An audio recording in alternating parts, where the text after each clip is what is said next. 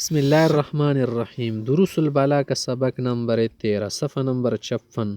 آگے جو باب الباب الثالث فی التقدیم والتاخیر، یہاں سے مصنف رحمۃ اللہ علیہ یہ بیان کرنا چاہتے ہیں کہ جب ہم کسی جگہ پر بولتے ہیں یا بات کر لیتے ہیں تو ظاہر ہے کہ کچھ الفاظ کو آگے لانا پڑتا ہے، کچھ کو پیچھے لانا پڑتا ہے، یا کسی اسٹوڈنٹ کا نام پہلے لینا ہوتا ہے، کسی کا بعد میں لینا ہوتا ہے، کیونکہ پوزیشن اس کی کیا ہے، فرسٹ ہے، اور اس کی پوزیشن کیا ہے، سیکنڈ ہے، تھرڈ ہے۔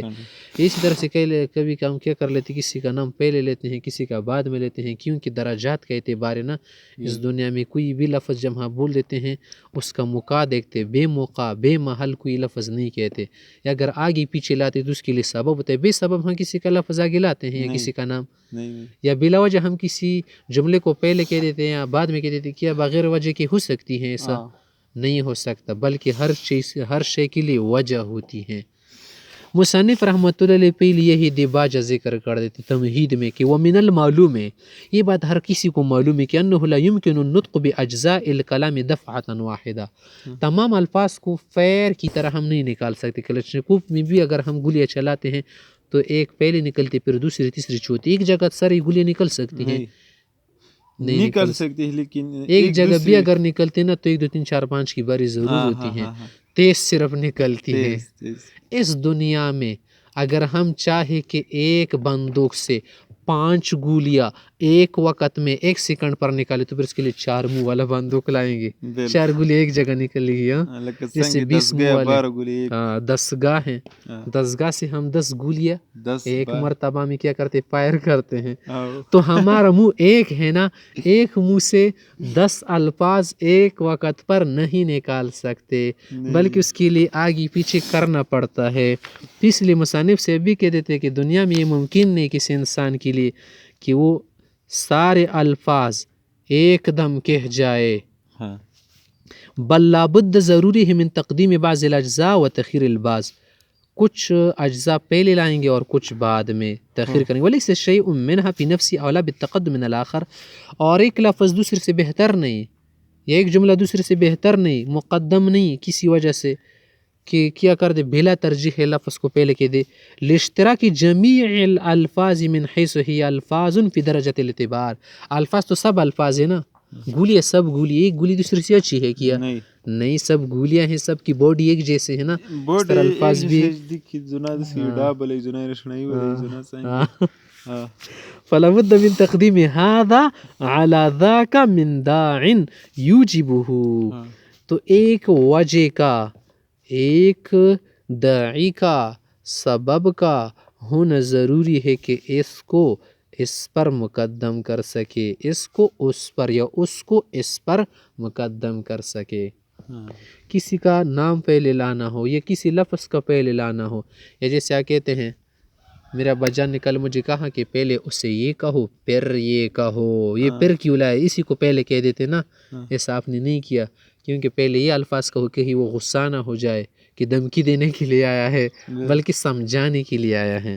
فمن الدواعی، کچھ دواعی اسبابی ہے، التشویق الی المتاخر، ایک لفظ کو یا جملے کو یا حرف کو ہم پہلے اس لیے لاتے تاکہ پیچھے والا جو ہے، پچھلا دوسرا، اس کی طرف ہمارا شوق بڑھ جائے، کسی کو شوق رغبت دے سکے۔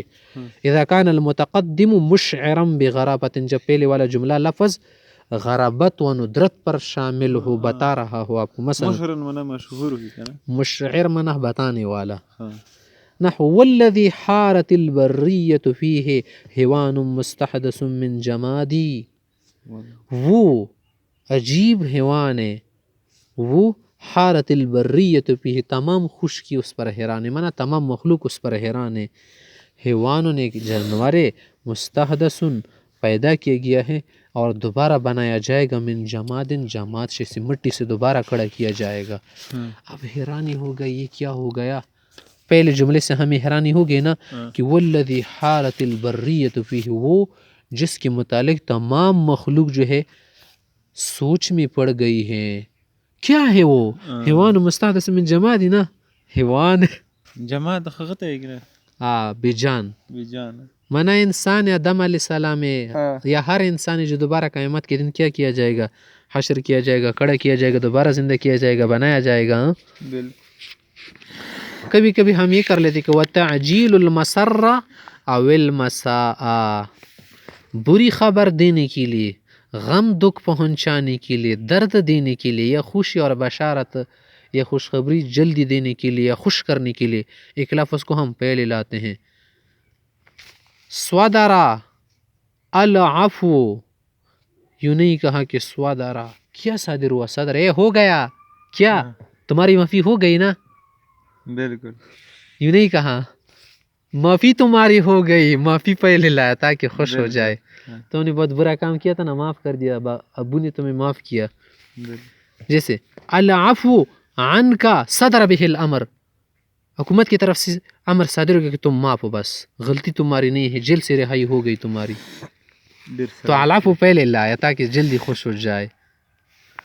یا بالقصاص، کبھی کبھی قصاص کا تقاضا ہوتا ہے ہم کسی کو دکھ پہنچانے کی، تمہاری پھانسی ہو گئی نا، تمہیں پھانسی دی جائے گی، پہلے کہا پھانسی تمہیں دی جائے گی، پھانسی پہلے کہا تاکہ اس کا دکھ بڑھ جائے. جیسے القصاص حکم به القاضی، قصاص کا فیصلہ کیا قاضی نے، یوں نہیں کہا کہ حکم القاضی بالقصاص پہلے لایا بعد میں نہیں لایا. یا کبھی کبھی یہ کر دیتے کہ وَقَوْنُ الْمُتَقَدِّمِ مَحَتَّ الْإِنْكَارِ وَالتَّعَجُّبِ، پہلے والا لفظ ہم اس لیے لاتے ہیں نا یا نہیں لاتے تاکہ کیا ہو جائے، وہاں پر اس پر انکار اچھی طرح ہو سکے یا اس پر تعجب اچھی طرح سے ہو سکے، اس پر کیا ہو سکے، ہم اسے ڈانٹ سکے، اسے تنبیہ کر سکے کہ تم ایسا کیسے کر سکتے ہیں. مثلا ایک شخص کو ہم کہتے ہیں ابعد طول التجربۃ تنخدع بهذه الزخارف، اتنے زیادہ تجربوں کے بعد، اتنے ایکسپیرینس ہے تمہیں، پھر بھی تم نے دھوکہ کھایا. تم تو موبائل میں بہت ماہر تھے یار، پلاسٹکی موبائل میرے لیے خریدا، دھوکہ دیا کسی نے، ملتا ہے نا پلاسٹکی، خوبصورت لگ گیا 5000 کا لیے، وہ 300 کا تھا، پلاسٹک والا تھا. تم نے اس کو کہا یار تم تو دکان چلاتے ہو نا موبائلوں کی، ابعد طول تجربہ تنخدم بهذه الزخارف، کچھ خوبصورتی دے کے تم کیا ہو گئے، دھوکہ کھا گئے. زینت کے سامان کو زخارف کہتے ہیں، زخرفی کی جمع زخرف. محط الانکار معنی انکار کی جگہ، جہاں پر انکار کا موقع ہو، تعجب کا موقع ہو، یا جیسے کسی بوڑھی کو آپ کہہ دے ابعد المشیب تتبع ہوا کا، اتنے بڑھاپے کے بعد بھی آپ کیا کرتے ہو، مستیاں کرتے ہو، خواہشات کے پیچھے پڑ گئے. بہت سارے کیا ہو سکتے جملے ہو سکتے ہیں، کسی کو کہہ سکتے ہیں، انکار وغیرہ کر سکتے ہیں. محط اسٹیشن کو بھی کہتے ہیں نا، محط دراجات الناریہ، محط القطار، محط القطار.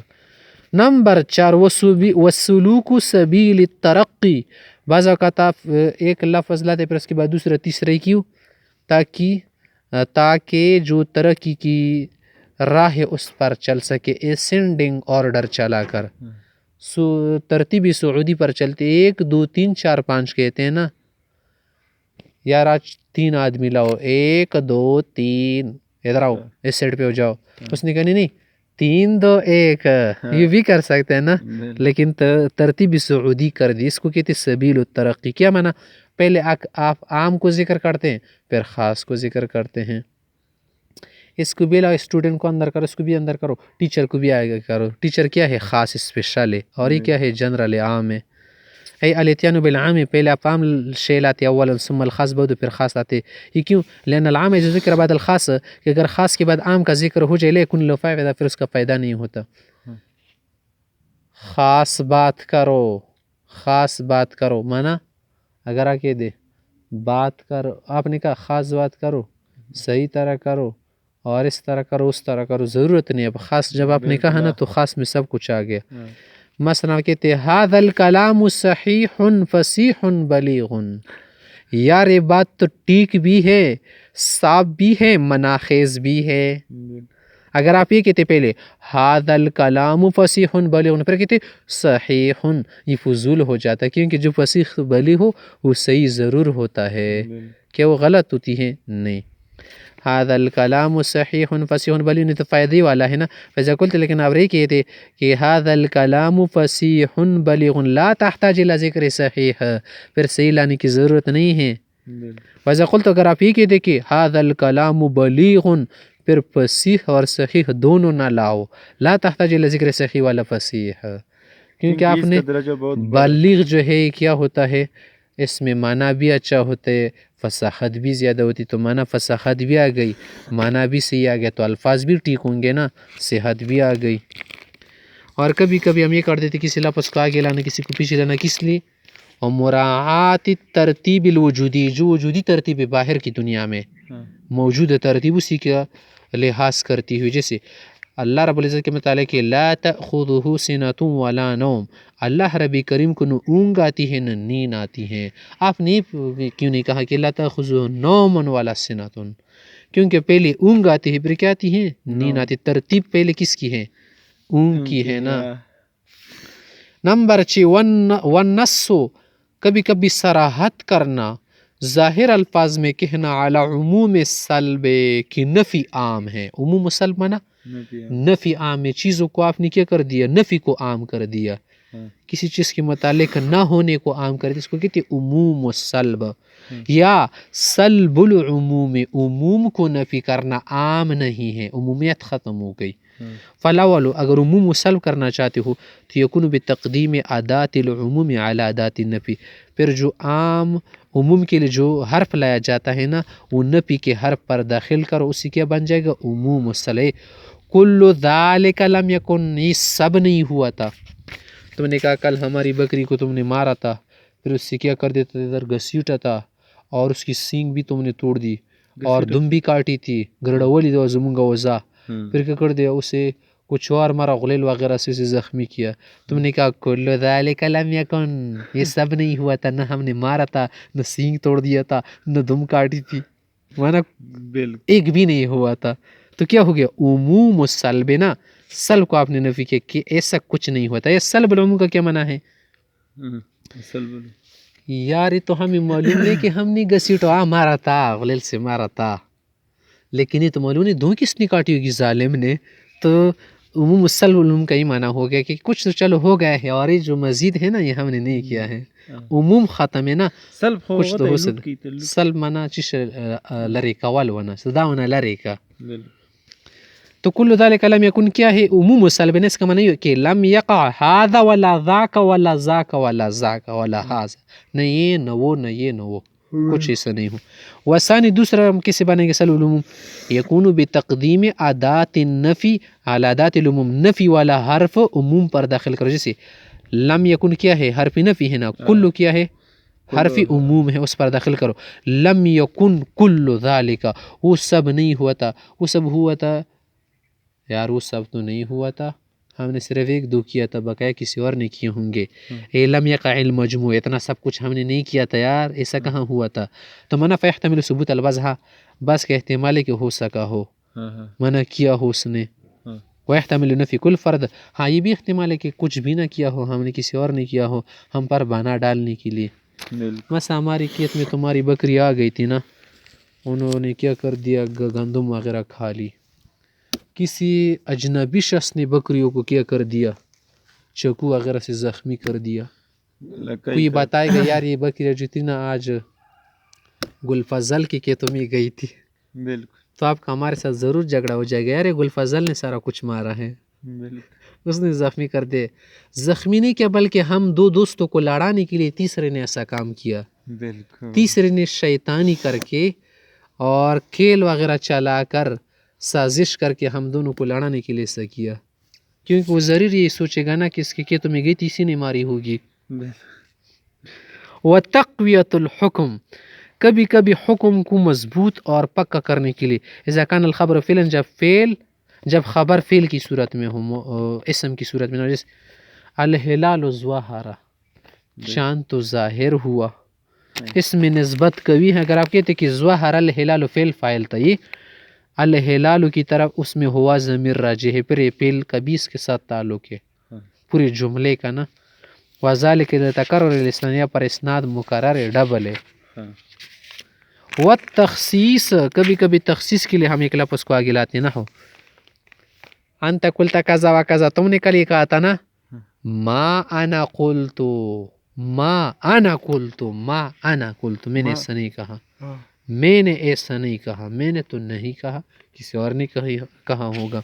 تو یہاں پر آپ نے یہ نہیں کہا کہ ما قلتو انا لایا، یا یہ نہیں کہا کہ ما قلتو انا ایاک نعبد، اے پروردگار ہم صرف تمہاری ہی عبادت کرتے ہیں، خالص آپ کی عبادت کرتے کسی اور کی نہیں۔ اگر آپ یہ کہتے کہ نعبد ایاک، آپ کی عبادت کرتے ہیں، تو ممکن ہے کسی اور کوئی بھی ایاک سے تخصیص ہو گئی، خالص آپ کی بس کرتے ہیں۔